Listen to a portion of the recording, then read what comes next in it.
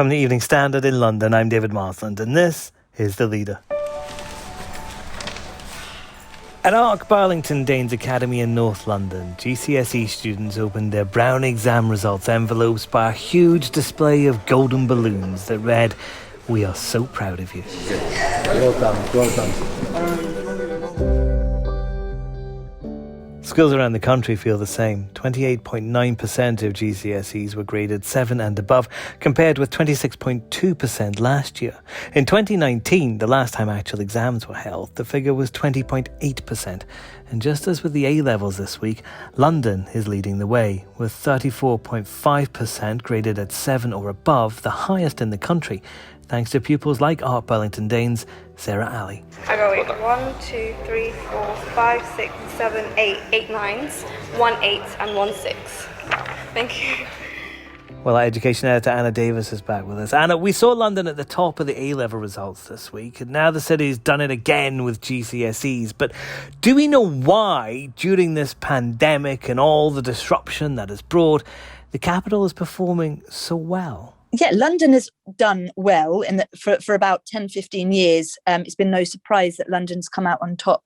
It hasn't always been that way. So about 15 years ago, there was something called the London Challenge, which was launched, which was trying to boost education in the capital because we weren't doing very well. And it was trying to get schools to collaborate with each other and share best practice of how to improve things. So there have been great efforts made to improve the quality of education in the capital over the last few years. I spoke to Professor Alan Smithers from the University of Buckingham, who researches education. And he said partly it could be to do with the value placed on education by the people of London. And he says many of whom came from countries where excellent education is not as accessible as here. So in London, we do value education. And there are really excellent examples of state schools that are excelling.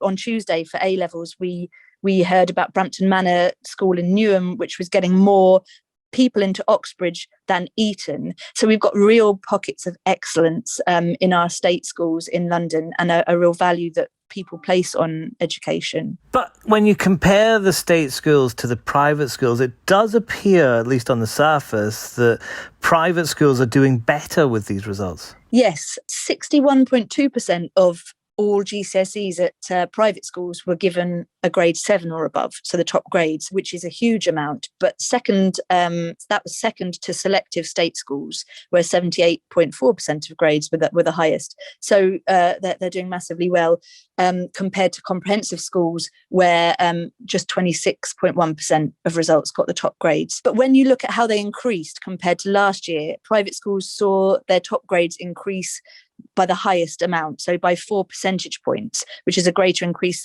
than any other type of school. So people are concerned that somehow private schools are pulling even further ahead. But when you look at the percentage rise, it's a slightly different picture. So compared to last year, private schools' results increased by 7.1%, and sixth form colleges rose by about 50%. They rose from a very low base, and private schools rose from a very high base. So the percentage rise is very different. But when you look at the absolute rise in percentage points, yes, private schools saw their top grades increase by more than any other type of school. Something that was interesting about the A-level results, and it's come up again with the GCSEs, is that girls do seem to be doing better than boys. Again, do we know why? It's it's really stark this year that girls have pulled even further ahead than boys. Nobody wants to put it down to any one thing. Exam boards are very keen to say it would be speculation to say why girls are doing so much better than boys. One of the exam boards said there is evidence that the pandemic has affected boys and girls differently on their well-being and their mental health. And so potentially boys have been affected more by that. Some people suggest it's the lack of exams that is benefiting girls. But then again, Alan Smithers, who I was talking to, he said they've been ahead, girls have been ahead in GCSEs since they started for about 30 years. And their performance has sort of been tried to be explained away by saying that they mature earlier or that they benefit from coursework. And he says he thinks girls might just be cleverer than boys. Now, the schools minister, Nick Gibb, was asked about this morning, and he said that's obviously a nonsense. But I think more research is going to be done into why girls are performing so much better. So there was a 9 percentage point gap between girls and boys this year. Last year, it was 8 percentage points.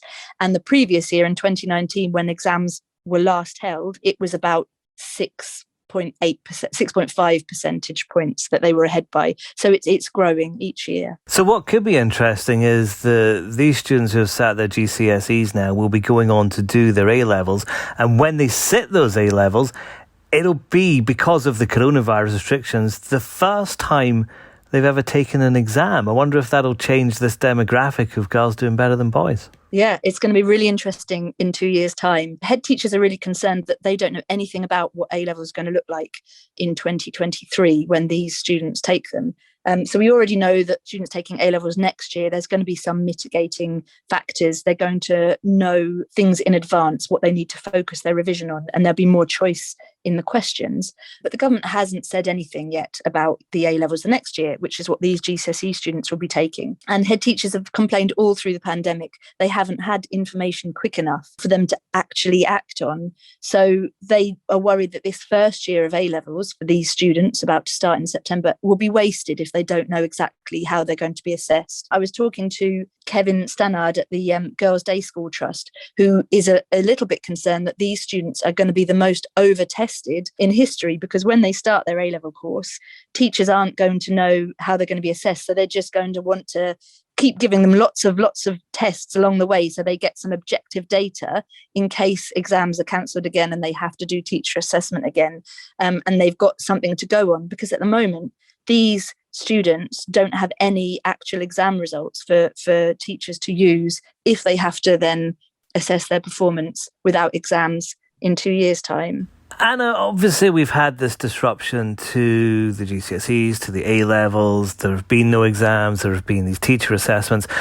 Is there a concern that as these students go forward, people won't take their results as seriously as in previous years? Yes, I think there's always, every year, people say that there's too much grade inflation. This year, it's not even grade inflation. It's a completely different kettle of fish. People are saying it's like comparing apples with oranges, and you have to sort of take these results just for this year and they can't be compared.